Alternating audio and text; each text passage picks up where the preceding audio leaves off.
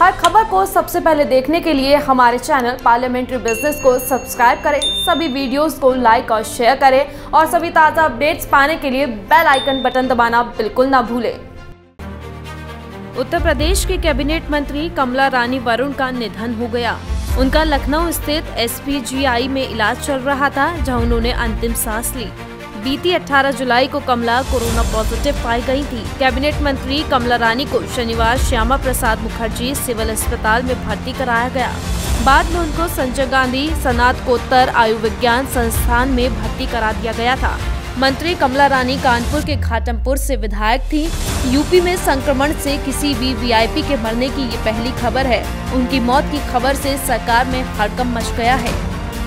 कमला रानी के निधन पर PM नरेंद्र मोदी ने भी ट्वीट कर दुख जताया है। PM मोदी ने ट्वीट कर लिखा, उत्तर प्रदेश सरकार की श्रीमती कमला रानी वरुण गांधी जी के निधन से बहुत दुख हुआ।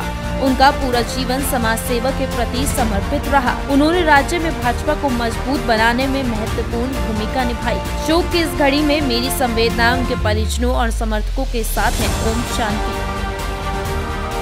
PM मोदी के अलावा यूपी के मुख्यमंत्री योगी आदित्यनाथ ने भी ट्वीट कर कमला रानी को श्रद्धांजलि अर्पित की। मुख्यमंत्री आवास 5 कालिदास मार्ग में कमला रानी वरुण की आत्मा की शांति के लिए शोक सभा रखी गई। वहीं मायावती और अखिलेश यादव ने भी ट्वीट कर कमला रानी के निधन पर शोक जताया है। सरकार में मंत्री, कई बार संसद की सदस्य और उत्तर प्रदेश विधानसभा की वरिष्ठ सदस्य आदरणीय कमल रानी जी के निधन से पूरा उत्तर प्रदेश दुखी है। वह उत्कृष्ट सामाजिक कार्यकर्ता थे। राष्ट्रवाद की विचारधारा के प्रति गहरी निष्ठा से युक्त थी। उत्तर प्रदेश को सर्व सुख संपन्न बनाने की दृष्टि से लगातार काम कर रही थी। हमारे उनके पारिवारिक और व्यक्तिगत संपर्क रहे हैं। उनके निधन से पूरा उत्तर प्रदेश दुखी है, शोकाकुल है। हमने एक वरिष्ठ राजनेता, एक वरिष्ठ सामाजिक कार्यकर्ता और एक वरिष्ठ लगातार काम करने वाला भारतीय जनता पार्टी का कार्यकर्ता खोया है। कमला रानी के निधन की जैसे ही परिजनों को खबर मिली, उनकी सरकारी आवास पर उनकी बेटी, दामाद और उनके बच्चे पहुंच गए। घाटमपुर क्षेत्र के विधायक और राज्य सरकार में प्राविधिक शिक्षा की कैबिनेट मंत्री श्रीमती कमल रानी वरुण जी का PGI लखनऊ में स्वर्गवास हो गया है। अत्यंत दुख की स्तब्ध करने वाली एक घटना और घड़ी है। ऐसी लोकप्रिय और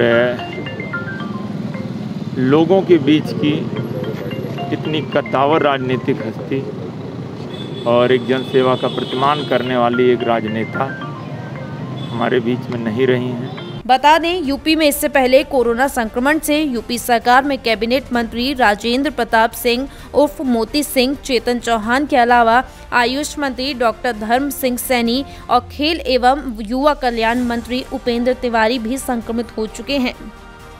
चलिए अब आपको बताते हैं कमला रानी के राजनीतिक सफर के बारे में।